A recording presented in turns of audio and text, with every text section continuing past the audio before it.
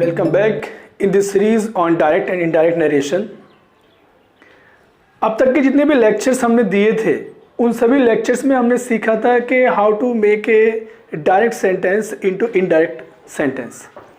आज हम जो सीखने वाले हैं वो डायरेक्ट से इनडायरेक्ट सेंटेंसेस जो आज तक के रूल्स हमने फॉलो किए हैं उन रूल्स के बाहर, यानी वो क्या क्या चीज़ें हैं जहाँ पर हमें सारे नियम को धाराशायी करके अपने दिमाग से चल करके कुछ आवश्यक चीज़ें सेंटेंस में लगानी पड़ती हैं और कुछ अनावश्यक चीज़ें सेंटेंस से हटानी पड़ती हैं।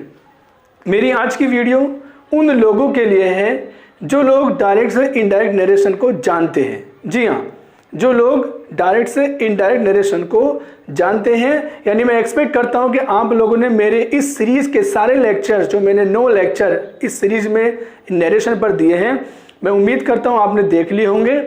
जिन्होंने नहीं देखे हैं या जो लोग जानते हैं या जो लोग नहीं जानते हैं वो कम से कम उन्हें देखें या किताबों को स्टडी करें। आज के इस वीडियो में हमें ऐसे सेंटेंसेस को सीखना है जिन सेंटेंसेस पर इंग्लिश का कोई रूल नहीं लगता है, और ये जो जितने भी कॉम्पिटिशन्स के एग्ज़ाम होते हैं, चाहे वो टीजीटी पीजीटी का हो या यानी बिकमिंग ए टीचर एग्ज़ाम हो या एसएससी सीजीएल वगैरह के एग्ज़ाम हो या एयरफोर्स वगैरह या बीएड वगैरह की एंट्रेंस एग्ज़ाम में आने वाली जो जनरल इंग्लिश होती है उस तरह के एग्ज़ाम हो, आज की ये वीडियो उन लोगों के लिए बेहद हेल्पफुल होने वाली। एक और बात, यदि आपके पास इस वीडियो को देखने के लिए पूरा समय है, तकरीबन ये 50 मिनट की है, तभी आप इस वीडियो को देखें।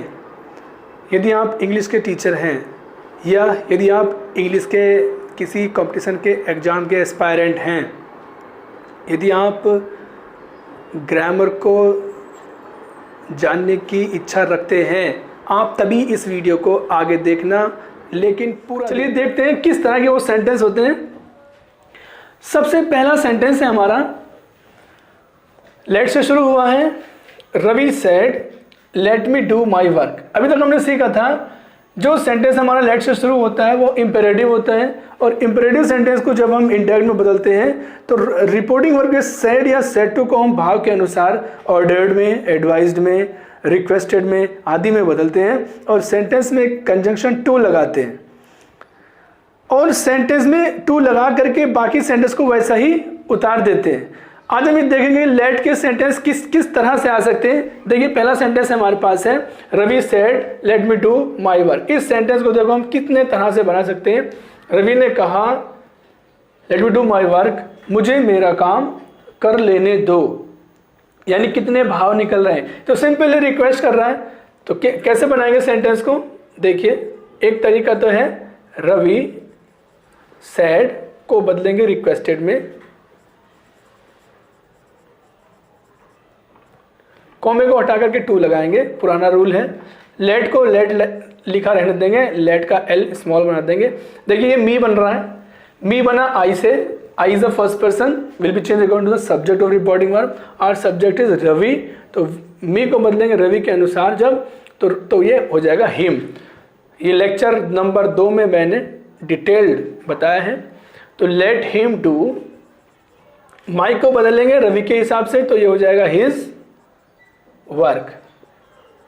देखिए अभी तक तो हमने सीखा था सिर्फ ये कि लेट वाला सेंटेंस अगर होगा तो हम इस तरह से हम इसको बना देंगे।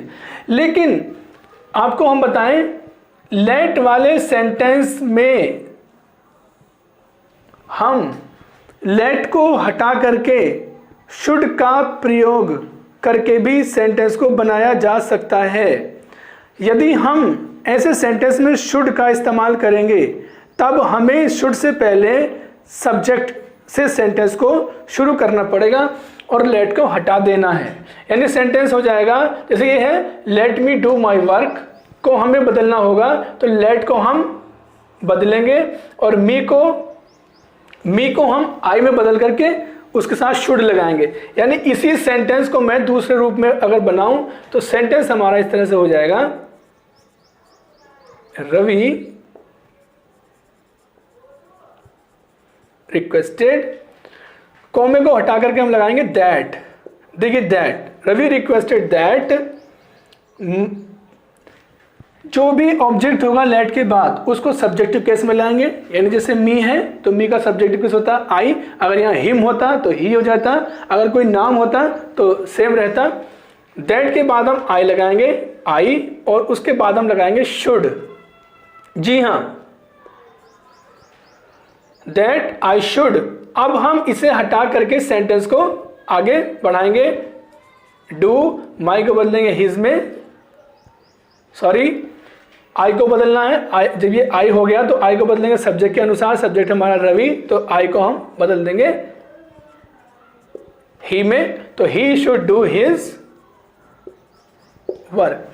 लेट वाले सेंटेंस को बनाने का दूसरा तरीका ये है, यानी लेट को हटा देंगे, जब लेट को हटाएंगे तो फिर कंजंक्शन हमारा यहाँ पे दैट आएगा, और जब दैट आएगा तो उसके बाद हमें सब्जेक्ट से सेंटेंस शुरू करना है।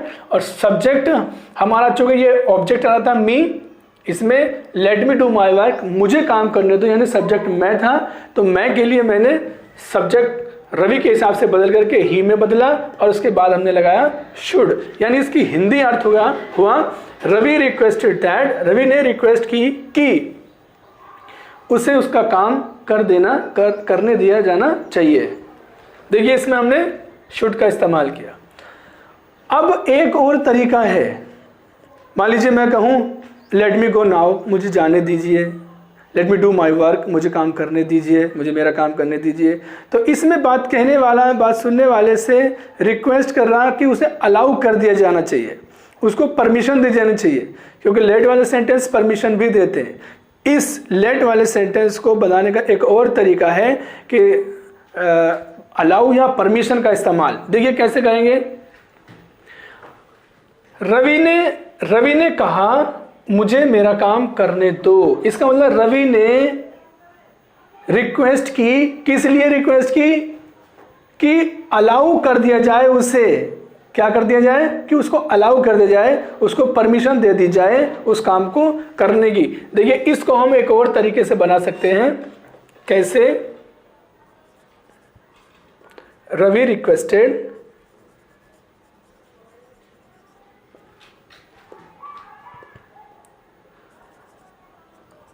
टू लगाएंगे अलाउ। देखिए टू मैं इसलिए लगा रहा हूं क्योंकि इसके तुरंत बाद मैंने सेंटेंस को इंपेरेटिवली देखा है, यानी सेंटेंस के बाद मैंने टू के तुरंत बाद मैंने वर्ब का इस्तेमाल किया है, रिक्वेस्टेड टू अलाउ। इसका मतलब हो गया रवि ने रिक्वेस्ट की, किस लिए रिक्वेस्ट की? टू अलाउ, उसको इजाज़त देने के लिए। किस चीज़ की इजाज़त देने के लिए? वो क्या काम करना चाह रहा है? वो अपना काम करना चाह रहा है, वो डू अपना करना चाह रहा है काम। तो टू के बाद अलाउ, अलाउ करने के लिए, किस लिए अलाउ? टू डू, काम करने के लिए, टू डू। और माई को बदलेंगे रवि के हिसाब से, ही हो जाएगा हिज वर्क। यानी ये सेंटेंस हमारा इस तरह से ही बन सकता है, रवि रिक्वेस्टेड, रवि ने रिक्वेस्ट की, किस लिए रिक्वेस्ट की? टू अलाउ, कि उसको अलाउ कर दिया जाना चाहिए, उसको इजाज़त दे जानी चाहिए। किस चीज़ की इजाज़त? टू डू हिज वर्क, अपना काम कि वो कर ले। मैं इस सेंटेंस को शुड के इस्तेमाल से भी बना सकता हूं। शुड, इस सेंटेंस को मैं, ये सेंटेंस आप ना देखिए अभी, इसको मैं अभी बाद में बताऊंगा। यानी इस सेंटेंस को जब मैं शुड से बनाऊंगा तो देखिए मैंने बताया शुड से पहले सब्जेक्ट आएगा, और सब्जेक्ट आएगा तो कंजंक्शन फिर दैट लगेगा। यानी इसको मैं ऐसे भी बना सकता हूं कि रवि ने रिक्वेस्ट की, क्या रिक्वेस्ट की? की के लिए दैट लगा दूंगा, रवि रिक्वेस्टेड दैट, रवि ने रिक्वेस्ट की कि उसको अलाउ किया जाना चाहिए। किसे? ही, उसको। यानी मी जो बदल करके आई में यानी ही में बदल जाएगा रवि के हिसाब से, तो हम क्या कह देंगे इसको? He should allow, he should be allowed, sorry. क्या देखिए कैसे बनाएगा सेंटेंस, मैं बना रहा हूं। रवि रिक्वेस्टेड दैट, रवि ने रिक्वेस्ट की, रवि ने क्या रिक्वेस्ट की? कि ही, उसको शुड बी अलाउड, देखिए मैंने कैसे बनाया सेंटेंस, रवि ने रिक्वेस्ट की कि ही शुड बी अलाउड, उसे आज्ञा दी जानी चाहिए। He should be allowed, he should be allowed passive voice है, उसे आज्ञा दी जानी चाहिए किस चीज की, टू डू, काम करने की, हिज वर्क।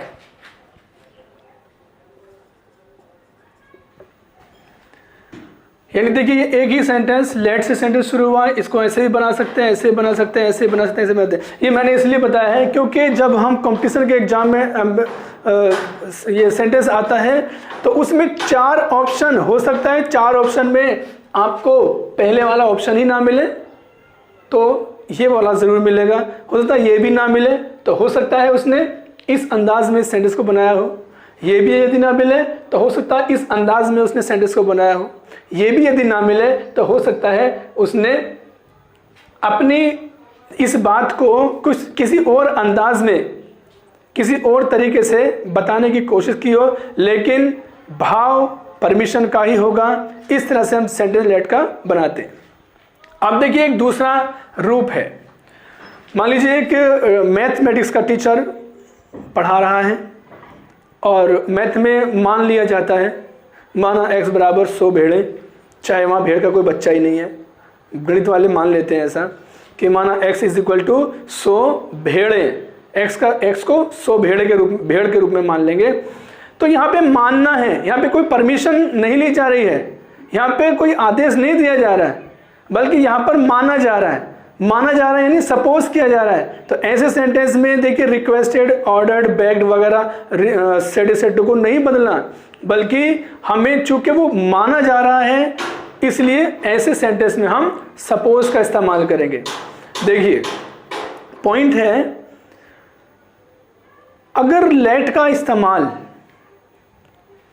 किसी चीज को हाइपोथेटिकली यानी कि जिसको मानने के भाव में किया जा रहा है, जैसे मान लीजिए ये एक क्यूबॉइड है, तो ये तो क्यूबॉइड ही है, मान लीजिए ये एक क्यूबॉइड है, क्यूबॉइड मतलब घनाभ जिसे हम कहते हैं, यानी अगर माना जाता है तो जो चीज मानी जाएगी उसी के मुताबिक सेंटेंस को बनाते हैं। देखिए सेंटेंस हमारा ये है, द टीचर सेड, टीचर ने कहा let it be a triangle.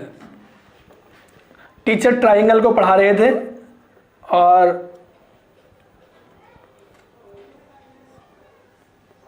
इस ट्राइंगल को उन्होंने ये कह दिया कि मान लीजिए ये समद्वि बाहु ट्राइंगल है, यानी वो माना जा रहा है। तो माना अगर जा रहा है तो फिर यहाँ पर रिपोर्टिंग वर्ब सेड या सेड टू को हम सपोज में बदलेंगे। और सपोज तो उन्होंने किया, सपोज क्या किया, उस चीज को उन्होंने माना triangle, to be a triangle. यानी देखिए किस तरह से हम इसको समझते हैं, टीचर ने कहा मान लीजिए ये एक ट्राइंगल है, यानी तो मैं इसको आसान भाषा में कहता हूं, टीचर ने उस चीज को इस चीज को नहीं, अब जब मैं इनडायरेक्ट में बोलूंगा तो यहां इसे नहीं बोलूंगा, अब उसे बोलूंगा। कैसे? टीचर ने मान लिया उस चीज को, क्या मान लिया? टू बी ए ट्राइंगल, एक ट्राइंगल के रूप में माना। यानी सेंटेंस हमारा इस तरह से बनेगा, देखिए द टीचर सपोज्ड, टीचर ने सपोज किया, किसे किया? दैट। यहां पर दैट का अर्थ की नहीं है, बल्कि वह चीज, दैट का मतलब है वह चीज या वह वस्तु या वह फिगर, वह चीज, दैट क्या? To be a triangle. देखिए कैसे टीचर ने सपोज किया, टीचर ने मान लिया उस चीज को, उस फिगर को, उस आकृति को क्या मान लिया? टू बी ए ट्राइंगल, एक ट्राइंगल के रूप में मान लिया। देखिए इस बात को मैंने लेट इट से भी कह दिया, let it be a triangle मैंने सीधे कह दिया, और यहां पर मैंने इसको अपनी भाषा में इसको इनडायरेक्ट नरेट करने के लिए ये कह दिया टीचर ने उस फिगर को ट्राइंगल मान लिया। अब ये मैंने जो दैट का इस्तेमाल किया है, इस दैट के स्थान पर दैट फिगर भी यूज की जा सकती है। मैंने क्या बताया, हम दो लोगों की बातों को, दो व्यक्तियों की बातों को थर्ड पर्सन बन करके अपनी जबान में, अपनी भाषा में, अपने शब्दों में नरेट कर रहे हैं, वर्णन कर रहे हैं। अब हमें क्या करना है, गैर ज़रूरी चीज़ों को हटा भी सकते हैं और ज़रूरी चीज़ों को अपने आप हम लगा भी सकते हैं। बस सेंटेंस का भाव, सेंटेंस का मैसेज सेम होना चाहिए। देखिए नेक्स्ट सेंटेंस है हमारा, mister Noor said, mister Noor ने कहा let X is equal to 100 sheep. आगे बढ़ने से पहले मैं एक चीज बताना चाहूंगा आपको। शीप भेड़, डियर हिरन, स्वाइन पिग की जाति होती है, और वर्मिन वगैरह, ये ऐसे नाउन हैं जिनका सिंगुलर और प्लूरल सेम होता है। यानी एक वचन के लिए भी शीप कहा जाएगा और बहुवचन के लिए भी शीप ही कहा जाएगा। इसमें ऐसे ईएस नहीं लगाते, शीप्स नहीं लगाते हैं। शीप यानी 1 sheep, 2 sheep, 3 sheep, 4 sheep, 100 sheep, यानी 1 के लिए भी शीप लगाएंगे और 100 के लिए भी, मोर देन 1 के लिए भी शीप लगाएंगे। इसका एक वचन से बहुवचन बनाने का ये रूल है, इसलिए मैंने यहाँ पे एस नहीं लगाया। सेंटेंस है mister Noor said, mister Noor ने कहा let X is equal to 100 sheep. यानी यहाँ पे लेट का अर्थ है मान लेने से, माना। जैसे इस सेंटेंस में आया था लेट इट बी ट्राइंगल, इसे मान लेते हैं ट्राइंगल है। ऐसे ही लेट का मतलब यहाँ पे मानने के लिए है। देखिए मानने का भाव है लेट का, तो यहाँ पर भी सपोज का इस्तेमाल करेंगे। अब देखिए क्या है, X is equal to 100 sheep. जिस तरह से हमने ट्राइंगल को, उस फिगर को ट्राइंगल माना था, बिल्कुल वैसे ही हम इसको कह देंगे कि मिस्टर नूर सपोज्ड, मिस्टर नूर ने सपोज किया। क्या सपोज किया, किस चीज को सपोज किया, एक्स को सपोज किया। एक्स को क्या माना, to be equal to 100 sheep. To be equal to, इसको हटा देंगे। यानी कैसे, देखिए सेंटेंस का रूप होगा कुछ इस तरह से, mister Noor suppose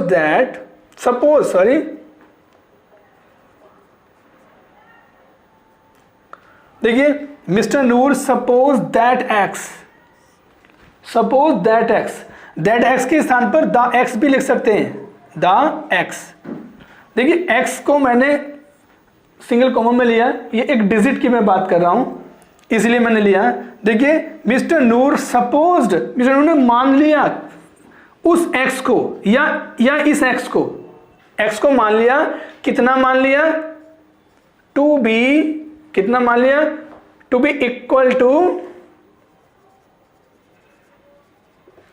to 100 sheep.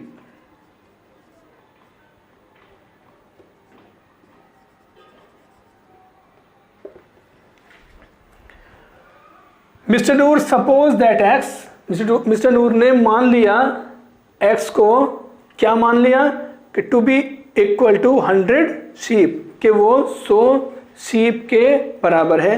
देखिए यहां भी मैंने लेट से शुरू होने वाले सेंटेंस को सपोज से बनाया। आगे देखिए इस तरफ सेंटेंस है हमारा, Rohit said to Akanksha let it rain ever so hard. Let के बाद जब एवर सो हार्ड आए, लेट इट के बाद जब एवर सो हार्ड आए, तो इसका मतलब होता है कि मैं परवाह नहीं करता, चाहे कुछ भी हो जाए, भले ही कितनी बारिश हो जाए, भले ही कितना मौसम बिगड़ जाए, भले ही के साइंस में यदि लेट का इस्तेमाल होता है, let it ever so hard का इस्तेमाल अगर होता है, तो हम इन सेंटेंसेस को बनाने के लिए हम इवन इफ का इस्तेमाल करते हैं। इवन इफ यानी हम इस लेट को हम हटा देते हैं और एवर सो हार्ड भी इसमें से हम निकाल लेते हैं और इस लेट के स्थान पर इवन इफ का इस्तेमाल करके सेंटेंस को आगे बढ़ाते हैं। इवन इफ का अर्थ होता है भले ही, यानी सेंटेंस देखिए क्या कह रहा है, रोहित ने आकांक्षा से कहा late it rain ever so hard, कितनी ही चाहे जितनी बारिश हो जाए, कितनी ही तेज बारिश कितनी हो जाए, I will go to college, मैं कॉलेज जरूर जाऊंगा। इसका मतलब है, यानी वो ये कहना चाह रहा है, अगर हम इसको अपनी भाषा में वर्णन करें, इसका नरेट करें, इनडायरेक्ट बनाएं, तो हम कह देंगे रोहित ने आकांक्षा को बोल दिया, कह दिया। रोहित ने आकांक्षा को कह दिया, सिंपल कह दिया। क्या कह दिया? भले ही कितनी बारिश हो मैं जरूर जाऊंगा। देखिए कैसे बनाएंगे सेंटेंस को। सेड टू को बदलेंगे टोल्ड में, सिंपल एकदम। रोहित टोल्ड आकांक्षा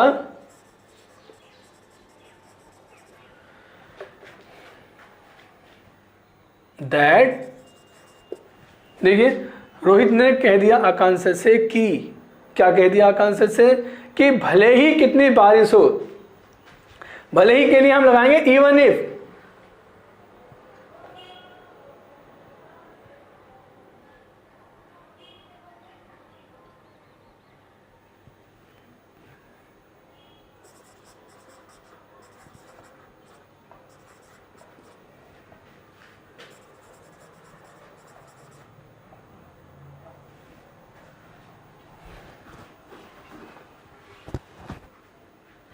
देखिए इवन के बाद मैंने इट रेन्ड लिखा है। रेन्ड यानी सेकंड फॉर्म, यानी पास्ट इंडेफिनिट सेंटेंस में सेंटेंस को डाला है। यानी ऊपर वाला सेंटेंस हमारा इट रेन था, लेट इट रेन। ये सेंटेंस हमारा लेट से शुरू हो रहा था। इस सेंटेंस को प्रेजेंट इंडेफिनिट मान करके मैंने इसको पास्ट इंडेफिनिट बदला है। Rohit told Akanksha that even if it rained, even if, let हटा दिया मैंने, इवन इफ लगा दिया। इवन इफ का मतलब होता है भले ही, भले ही कितनी ही बारिश हो। इवन इफ इट रेन्ड, देखिए second form past indefinite tense है, कॉमा लगाएंगे। आगे है I will go to college. I is a first person which is according to subject. Subject हमारा रोहित यानी ही, यानी आई को बदल देंगे हम ही में, और विल शैल को बदल देते हैं वुड में। पुराना रूल है हमारा, he would go to college. इस तरह से हमारा सेंटेंस होगा, रोहित टोल्ड आकांक्षा दैट, रोहित ने आकांक्षा से कहा कि, दैट मतलब कि, इवन इफ इट रेन्ड, कितनी ही चाहे भले ही बारिश हो जाए, he would go to college, वह कॉलेज जरूर जाएगा। नेक्स्ट सेंटेंस है Ritu said let it rain. देखिए कई बार सेंटेंस लेट वाला ऐसा हो सकता है जो इच्छा जाहिर करे, जो हर्ष आश्चर्य जाहिर करे, जो दुख जाहिर करे। लेट इट रेन, बारिश होने दो। बारिश होने दो को मैं तीन तरह से कह सकता हूँ। मान लीजिए गर्मी बहुत हो रही है और बहुत अच्छा बारिश का माहौल मुझे लग रहा है, और हम कह रहे हैं बारिश होने दो, बारिश मज़ा आ रहा है, बारिश होने दो, बस ये होती रहे। तो इसका मतलब है मुझे मज़ा आ रहा है कि बारिश अच्छी है, मुझे अच्छा लग रहा है। यानी आई विश, मैं चाहता हूँ कि इट रेन, बारिश हो जाए। अब मैं ये कहूँ, मान लीजिए late it rain I must गो, इसका मतलब है बारिश होने दो, मुझे तो जाना ही है। इसका मतलब है मुझे परवाह नहीं है कि बारिश कितनी भी हो जाए, मुझे परवाह नहीं है। तो मैं सिंपल यूँ कह सकता हूँ कि I do not care for rain, I do not care for rain. यानी इस तरह से सेंटेंस भी हम बना सकते हैं। सेंटेंस का मूड बताएगा कि उसको इनडायरेक्ट में कैसे नरेट करना है। चार ऑप्शन में कैसे, क्या, किस अंदाज में पेपर सेटर ने आपको वो सेंटेंस दिया है, आपको वो देखना है कि लेट से शुरू होने वाले सेंटेंस का भाव क्या है, अर्थ क्या है। तो ये सेंटेंस हमारे पास ये है, ये तो सैड लेट इट रेन, बारिश होने दो, यानी मुझे अच्छा लग रहा है, मैं चाहती हूँ कि बारिश होती रहे, होने दो। तो अगर वो मतलब बात कहने वाला इच्छा जाहिर कर रहा है, विश कर रहा है, तो हम क्या कर देंगे, सेड या सेड टू को हम विश में बदलेंगे। कैसे? ऋतु विश्ड कॉमे को हटा के हम दैट लगाएंगे। रितु ने विश किया, रितु ने इच्छा जाहिर की क्या इच्छा जाहिर की? कि इट शुड रेन। जी हाँ, अब लगेगा इट शुड रेन, कि बारिश हो जाए।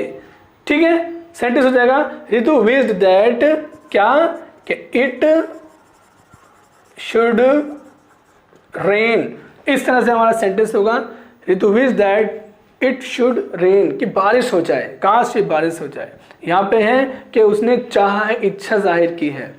लेकिन अगर वो ये कहती कि let it rain, I must go home before sunset, सूरज छिपने से पहले पहले मुझे घर जाना है, लेट इट रेन, भले ही बारिश हो जाए, भले ही बारिश हो जाए, तो इवन इफ का इस्तेमाल कर सकते थे, या सिंपल यूँ कह सकते थे कि Ritu did not care for the rain. Okay, next sentence देखेंगे। राजवीर सेड टू माधुरी, राजवीर ने माधुरी से कहा, क्या कहा? पुट आउट द लाइट्स, बत्तियां बुझा दो प्लीज। कई बार ऐसा होगा कि इंपरेटिव सेंटेंस के अंदर क्वेश्चन टैग का इस्तेमाल होगा। क्वेश्चन टैग पर पूरी वीडियो मैं डालने वाला हूं, बहुत इंपॉर्टेंट टॉपिक है कंपटीशन के लिए, और आपको मस्ट वॉच वीडियो में उसको डालना है।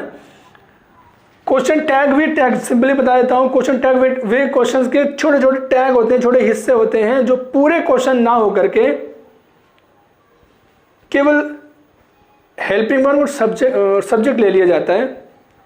इनका अर्थ क्वेश्चन करना नहीं होता है, बल्कि सामने वाले को इंप्रेशन में डाल करके उसका अट्रैक्शन अपनी तरफ खींचना होता है। कि जैसे मैं कहूं आपने खाना खाया या नहीं, या नहीं का मतलब ऐसा नहीं कि मैं उसको सीधे क्वेश्चन पूछ रहा हूं, बल्कि मैंने उस क्वेश्चन को शॉर्ट में निपटा दिया। यानी इसको हम डिटेल में बाद में पढ़ेंगे। क्वेश्चन टैग पर पूरी वीडियो में डालूंगा। विल यू, जब सेंटेंस के अंदर क्वेश्चन टैग आए, put out the lights please, will you, जब ये टैग क्वेश्चन सेंटेंस में आते हैं तो हम इनडायरेक्ट में इनका इस्तेमाल नहीं करते। ये सेंटेंस हटा इन टैग्स को सेंटेंस के अंदर से हटा देते हैं। भले ही इनके बाद क्वेश्चन मार्क है, ये भले ही क्वेश्चन मार्क है, लेकिन सेंटेंस हमारा इंटरोगेटिव नहीं है, ये सेंटेंस हमारा इंपेरेटिव है। सो इंपेरेटिव के रूल के अकॉर्डिंग बनेंगे, क्वेश्चन टैग पर ध्यान नहीं देंगे। सिंपल ये कहा जा रहा है, राजवीर ने माधुरी से कहा कृपया बत्ती बुझा दो, बुझा दोगे ना? ये तो बुझा दोगे ना को हमने हटा दिया। देखिए हम क्या करेंगे, सेड टू को बदलेंगे वही भाव के अनुसार। राजवीर माधुरी को रिक्वेस्ट कर रहे हैं, प्लीज हैं, तो हम लिख देंगे राजवीर रिक्वेस्टेड माधुरी। किस लिए रिक्वेस्ट की? टू पुट आउट, बत्ती बुझाने के लिए, क्या? लाइट्स को। और मैंने पिछले लेक्चर में बता दिया है कि ये प्लीज, काइंडली, सर या मैडम आदि शब्दों को हम हटा देते हैं। सेंटेंस हमारा कुछ इस तरह से हो जाएगा, Rajveer requested Madhuri to put out the lights. जी यस। नेक्स्ट सेंटेंस है, देखिए, नेहा सेड टू मोहन, नेहा ने मोहन से कहा will you lend me your grammar book. अब कभी कभी ऐसा होता है कि क्वेश्चन का अर्थ, क्वेश्चन का भाव क्वेश्चन करना नहीं होता है, बल्कि रिक्वेस्ट करना होता है या परमिशन लेना होता है। जब रिक्वेस्ट करना या परमिशन लेना होता है क्वेश्चन का अर्थ, तो फिर वो सेंटेंस हमारे जाते हैं इंपेरेटिव क्लास में और उसी के रूल्स के अकॉर्डिंग बनाए जाते हैं। और आप जानते हैं कि ये सेंटेंस जो इंपेरेटिव सेंटेंस होते हैं हमारे वर्ब से शुरू होते हैं। तो ऐसे सेंटेंस में हम वर्ब के बाद वाला सेंटेंस लेते हैं, वर्ब से पहले जिन हेल्पिंग वर्ब सब्जेक्ट ने सेंटेंस को इंटरोगेटिव बनाया था उनको हम हटा देते हैं। देखिए सेंटेंस है, will you lend me your grammar book, क्या आप मुझे ग्रामर की बुक दे देंगे। तो इसका मतलब है कि वो नेहा मोहन से ग्रामर की बुक मांग रही है यानी रिक्वेस्ट कर रही है। रिक्वेस्ट कर रही है किस चीज की? To lend me your grammar book, यानी वर्ब से हम सेंटेंस को आगे लिखेंगे और वर्ब से पहले जितने भी वर्ड ये शब्द हैं जिन्होंने इसको इंटरोगेटिव बनाया था इसको हम कट कर देंगे, हटा देंगे। यानी अब सेंटेंस हमारे पास ये है, Neha said to Mohan lend me your grammar book, यानी मुझे अपनी तुम ग्रामर की किताब दे दो। अब सेंटेंस हमारा इंपेरेटिव सिंपल है। देखिए इधर देखिए, सेड टू को हम रिक्वेस्टेड में बदल देंगे क्योंकि रिक्वेस्ट का भाव है। सेंटेंस हमारा देखिए ऐसा हो जाएगा, नेहा रिक्वेस्टेड मोहन, कोमे को हटा करके हम लगाएंगे टू, क्योंकि इंपेरेटिव सेंटेंस में टू लगाते थे, और विल यू को हम हटा देंगे, ये मैं बता चुका हूँ। सेंटेंस शुरू करेंगे वर्ब से, to lend me is the first person, will be change according to subject, subject is Neha, तो according to Neha me will be change into her, her. Your second person change according to object, object is are Mohan, so Mohan के according your हो जाएगा his में, his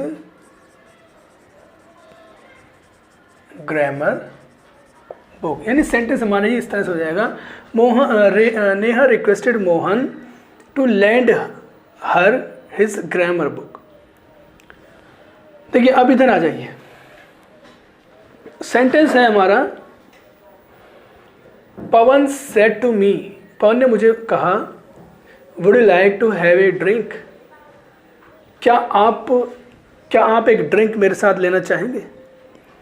यानी यहाँ पर पवन मेरे सामने एक ऑफर रख रहा है। मैं इस बात को यूँ भी कह सकता हूँ कि पवन ने मेरे सामने ड्रिंक करने का ऑफ़र किया, सिंपल।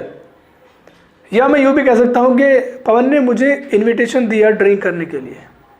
इस तरह से मैं बना सकता हूँ, यानी इस सेंटेंस को दो तरह से बना सकता हूँ।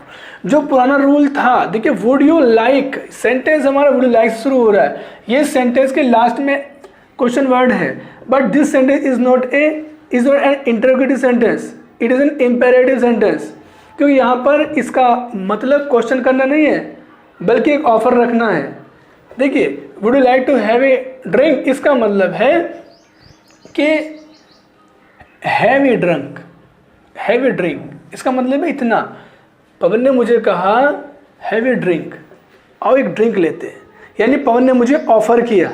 यानी मैं इस सेंटेंस को यूँ भी बना सकता हूँ कि पवन ऑफर्ड मी, किस लिए ऑफर किया, फॉर अ ड्रिंक। इसको मैं ऐसे ही बना सकता हूँ, पवन ऑफर्ड मी, किसके लिए, दो तरह से बना सकता हूँ, Pawan offered me to have a drink. एक तरीका ये है, Pawan offered me to have a drink, या यूँ कह सकता हूँ पवन इनवाइटेड मी, ऐसे कह सकता हूँ मैं, पवन इनवाइटेड मी, यानी पवन ने मुझे इनवाइट किया, किस लिए इनवाइट किया, फॉर अ ड्रिंक, किसके लिए, फॉर अ ड्रिंक, ड्रिंक करने के लिए। यानी मैंने देखिए बहुत सारी चीज़ें, बहुत सारे शब्द इसमें से हटा दिए हैं क्योंकि मेरा काम इस सेंटेंस को दो तरह से कहकर ही चल गया था। तो इस तरह के सेंटेंसेस हमारे कॉम्पिटिशन्स में बहुत पूछे जाते हैं। Let's proceed. आगे सेंटेंस है बहुत इंपॉर्टेंट है, राशिद सेड, राशिद ने कहा do have a seat please. देखिए कभी कभी इम्पेरेटिव सेंटेंसेस डू के इस्तेमाल से शुरू होते हैं। ये सेंटेंस हमारे एम्फेटिक इम्पेरेटिव होते हैं। एम्फेटिक इम्पेरेटिव यानी वे सेंटेंस जिसके अंदर बात कहने वाला सुनने वाले से किसी बात पर जोर दे करके कहता है कृपया ज़रूर आना, खाना खा तो लीजिए, प्लीज़ बैठ तो जाइए, बैठ तो जाइए। यानी इससे जाहिर हो रहा है कि बहुत ज़्यादा एम्फेसिस दिया जा रहा है बात पर। तो ऐसे सेंटेंस में जो हम डू का इस्तेमाल शुरू में करते हैं वर्ब से पहले, ऐसे सेंटेंस को जब हम इंडायरेक्ट में नरेट करते हैं तो डू को हम हटा लेते हैं। देखिए किस तरह से हटाते हैं। यानी सेंटेंस है हमारा Rashid said do have a seat please, कृपया सीट तो ले लीजिए, कृपया बैठ तो जाइए के भाव में है, तो हम डू को हटा देंगे, सेंटेंस को सिर्फ इतना समझेंगे, हैव अ सीट प्लीज। चूंकि सेंटेंस में प्लीज भी आ रहा, रिक्वेस्ट का भाव है, हम लिख देंगे रिक्वेस्ट, सेट को बदल देंगे रिक्वेस्ट में, सेंटेंस हो जाएगा हमारा राशिद रिक्वेस्टेड, किस लिए, टू हैव ए सीट।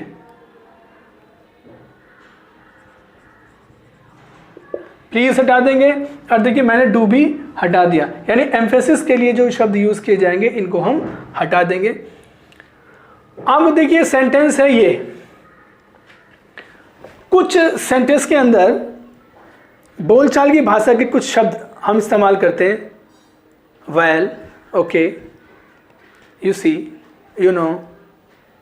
जब ये सेंटेंस हमारे किसी डायरेक्ट डबल कोमा के अंदर वाले पोर्शन में आते हैं, रिपोर्टेड स्पीच में आते हैं, तो ऐसे सेंटेंसेस में आने वाले इन तरह के शब्दों को हम हटा देते हैं। सेंटेंस को भाव के अनुसार जो भी जिस भाव का है उसके हिसाब से बनाते हैं। जैसे ये शब्द क्या है, मैंने लिख भी दिए, देखिए वेल, आपको इंग्लिश बोलते हुए लोगों को ऐसे शब्दों का इस्तेमाल करते हुए आपने देखा होगा, well, okay, you see, you know. यानी इसका मतलब ये नहीं कि आप जानते हैं, आप देखते हैं, ऐसा नहीं है, बल्कि बस उनका एक तरह से तकिया कलाम रहता है। ऐसे तकिया कलामों को हम सेंटेंस के अंदर से रिमूव कर देते हैं, और सेंटेंस जिस भी टेंस का है अकॉर्डिंग टू द टेंस हम उसको वैसे ही बनाते हैं। मैंने एक सेंटेंस लिखा है, the air hostess said, air hostess ने कहा, well, what can I do for you, अच्छा बताइए मैं आपके लिए क्या कर सकती हूँ। तो इस सेंटेंस में वेल का कोई वर्ब, कोई औचित्य यहाँ पर नहीं है।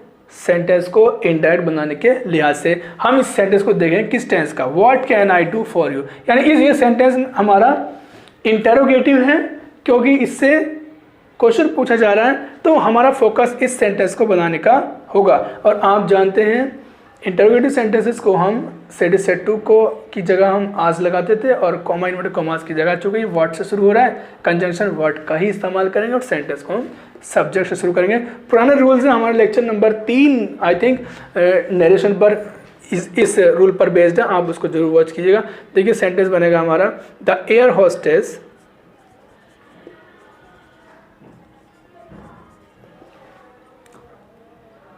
आस्क्ड, या इंक्वायर्ड भी लगा सकते हैं, आस्क्ड, कंजंक्शन व्हाट ही लगाएंगे, व्हाट के बाद सब्जेक्ट शुरू करेंगे। सेंटेंस सब्जेक्ट है I the first person, change according to subject. Subject हमारा एयर होस्टेस है, यानी लड़की है, शी को शी में बदल देंगे, शी, कैन को बदल देंगे कुड में, क्योंकि रिपोर्टिंग हमारी पास्ट टेंस में है, कुड डू फॉर। देखिए you is the second person, objective case है, ऑब्जेक्ट हमारा है नहीं, अपने आप को ही मान लेंगे, किसी और को भी मान लेंगे, मैं ही मान लेता हूँ, तो ही के हिसाब से यहाँ हिम हो जाएगा, हिम। सेंटेंस हमारा कुछ इस तरह से हो जाएगा, what can I do for you को हम बदल देंगे, the air hostess asked, air hostess ने पूछा, what she could do for him, कि वो क्या कर सकती, उस समय क्या कर सकती थी उनके लिए। देखिए मैंने वेल को हटा दिया। यहाँ पर एक सवाल आपके जहन में आ रहा होगा, ओके, आपने देखा होगा ओके को कई बार लिखा हुआ देखा होगा, इंग्लिश में ज़्यादातर आता है। इसकी फुल फॉर्म होती है, ग्रीक वर्ड है, फुल फॉर्म होती है इसकी ओला,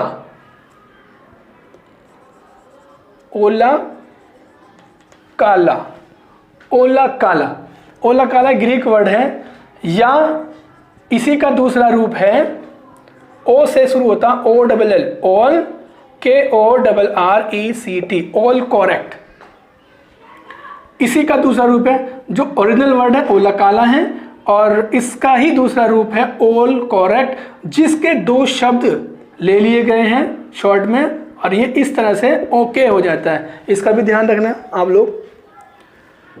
देखिए यहाँ पर एक सेंटेंस आ रहा है हमारे पास 11 नंबर पर, अंजू सेड, अंजू ने कहा, I must leave at once, important sentence है। आज हम टॉपिक ही हमारा ये है कि बहुत ही डिफ़िकल्ट जो सेंटेंसेस हैं इस कैटेगरी में हम वो सीखने वाले हैं। देखिए सेंटेंस के अंदर मस्ट का इस्तेमाल है, आमतौर पे मस्ट को मस्ट में ही रहने देते हैं, लेकिन जब मस्ट से कोई प्रेजेंट या फ्यूचर की मजबूरी दर्शाई जाए, प्रेजेंट या फ्यूचर की मजबूरी कोई दर्शाई जाए, तो वहाँ पर हम मस्ट के स्थान पर हैड टू का इस्तेमाल करते हैं। कैसे करते हैं देखिए, सेंटेंस ये कह रहा है अंजू सेड, अंजू ने कहा I must leave at once, मुझे तुरंत जाना चाहिए, यानी मुझे अब जाना चाहिए, यानी मुझे जाना ही है, मुझे इस समय, मुझे अब तुरंत ही जाना है, यानी वो मजबूरी प्रकट कर रही है अपनी। ऐसे सेंटेंस के अंदर हम मस्ट के स्थान पर हैड टू का इस्तेमाल करते हैं। सेंटेंस हमारा देखिए, सेंटेंस हमारा एसर्टिव है, कोई दिक्कत नहीं है, सेड का सेड रहने देंगे। अंजू सेड, कॉमे को हटा करके हम दैट लगाएंगे। Anju said that I is a first person, change according to subject, she में हो जाएगा अंजू के अकॉर्डिंग। शी मस्ट को बदल देंगे हैड टू में, she had to leave at once. Sentence है she had to leave at once, यानी देखिए हैड टू लीव, उसको जाना ही पड़ा, उस वक्त जाना था उसको, वो मजबूर थी जाने के लिए। ऐसे सेंटेंस में हम मस्ट को हैड टू में बदलते हैं। नेक्स्ट इधर आइए 12 नंबर, देखिए सेंटेंस है हमारा ही सेड टू मी, उसने मुझसे कहा हेलो। अभिवादन का भाव है हेलो, आप कहाँ जा रहे हैं। सेंटेंस के अंदर हाय हेलो इस तरह के सेंटेंस आ सकते हैं। तो हाय हेलो का जो अर्थ होता है वो होता है ग्रीट करना, अभिवादन करना, किसी को अभिवादन करना, किसी का अभिवादन करना। ऐसे सेंटेंस के अंदर हम सिंपल इन हेलो या हाय शब्द को हटा देंगे। इसमें हाय आ सकता है, HYE वाला हाय आ सकता है, और शॉर्ट में आपको चैटिंग बॉक्स में मिल जाएगा ये HI हाय, इस तरह से। तो जो हाय और ये हेलो वाले शब्द हैं इनको हम हटा देते हैं। रिपोर्टिंग वर्ब को हम कह देंगे ग्रीट में लिख देते हैं। हम ऐसे लिख देंगे सेंटेंस को, ही ग्रीटेड मी, बस सिंपल। हेलो को हम हटा देंगे, हाय हेलो आदि शब्दों को हटा देंगे और क्या कर देंगे, ही ग्रीटेड मी, यानी उसने मुझे ग्रीट किया, उसने मेरा अभिवादन किया। क्लियर। कभी कभी सेंटेंस के अंदर केवल ही ऐसे आ जाता है वेलकम। अरे हाँ, एक चीज और, हेलो के बाद यदि कोई सेंटेंस आता है, मान लीजिए मैं कहूँ hello what are you doing, आप क्या कर रहे हैं, तो अब हम सेंटेंस को व्हाट आर यू डूइंग को इंटरोगेटिव के नियमों से अलग बनाएंगे एंड आज सेंटेंस आगे जोड़ देंगे। यानी जैसे मैंने ये बताया था ही ग्रीटेड मी, उसने मुझे ग्रीट किया, इतनी बात खत्म हो गई। इसके बाद यदि सेंटेंस होता व्हाट आर यू डूइंग, तो हम लिख देंगे and asked what he was doing, यानी जो रूल होंगे वैसे ही सेंटेंस को इसके आगे जोड़ देंगे। अब देखिए सेंटेंस में केवल आ जाता वेलकम, स्वागत है आपका।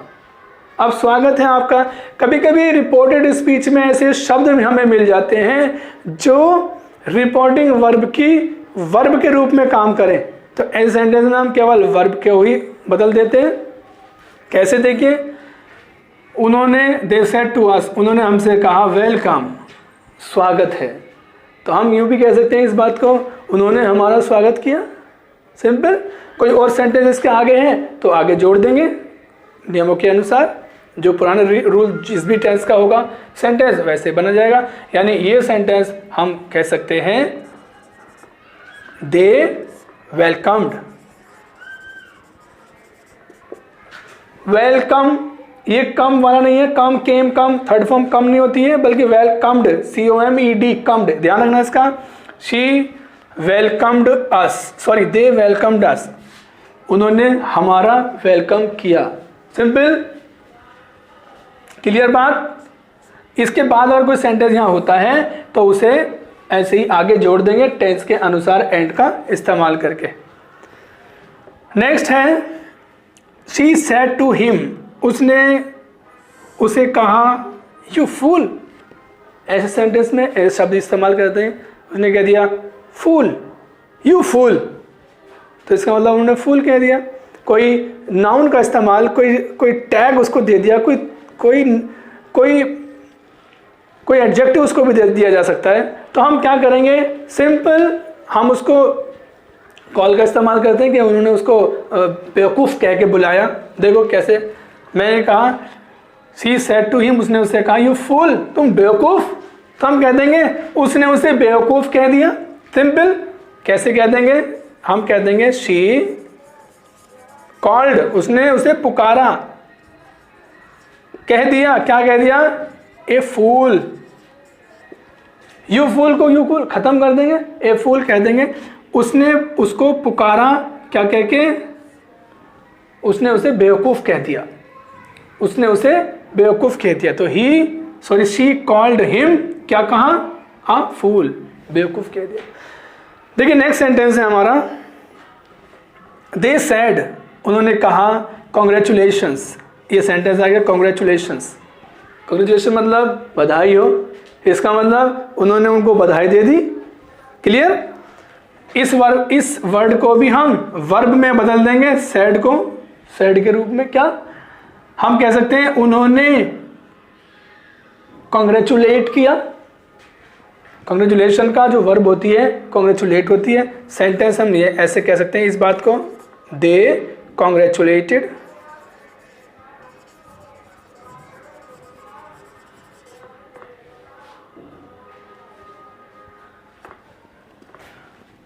मान लीजिए they said to us congratulations. Sorry, आगे है महेश। उन्होंने कहा, किससे कहा? महेश से कहा। उन्होंने किससे कहा?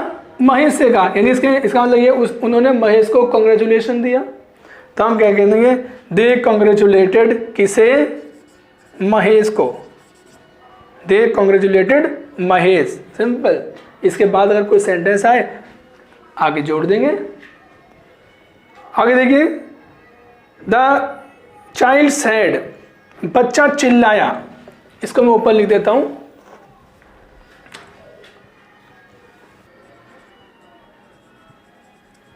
द चाइल्ड सैड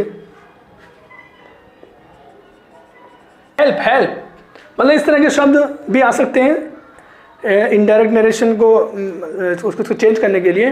क्या? मान लीजिए कोई बच्चा डूब रहा है या उसको डर लग रहा है, वो बोल रहा है help help help help, means मेरी हेल्प कीजिए। तो इसका मतलब उसने, उस बच्चे ने वो चिल्लाया, शाउट किया। चिल्लाया किस लिए? For help. यानी इस बात को हम लोग कह सकते हैं द चाइल्ड शाउटेड, किसके लिए? हेल्प के लिए। हम ऐसे बना देंगे सेंटेंस को, the child shouted for help. The child shouted for help. ये वो सेंटेंस थे जो बहुत ही थोड़े से मुश्किल पैदा करते थे उन लोगों के लिए भी जो लोग कम जानते हैं, और उन लोगों के लिए भी जो लोग थोड़ा ज़्यादा जानते हैं। क्योंकि कन्फ्यूजन किसी के साथ भी हो सकता है, मेरे साथ भी हो सकता है, कोई भी आदमी पूर्ण नहीं है। मैंने कोशिश की है लगभग हर सेंटेंस को आपको बोर्ड पर समझाने की। इससे पहले मैं 9 लेक्चर्स डायरेक्ट से इनडायरेक्ट नरेशन पर दे चुका हूँ। एक एक लेक्चर को मैंने बहुत ही डिटेल, एक एक टॉपिक को मैंने बहुत डिटेल्ड समझाने की कोशिश की है। फिर भी कुछ चीज़ें यदि छूट गई हैं आप कमेंट बॉक्स में मुझे ज़रूर बताना। आपको वीडियो ये कैसी लगी ये भी मुझे ज़रूर बताना। और इस वीडियो से किसी का फ़ायदा यदि हो तो आप उसे, इस वीडियो को शेयर ज़रूर करना। Thank you.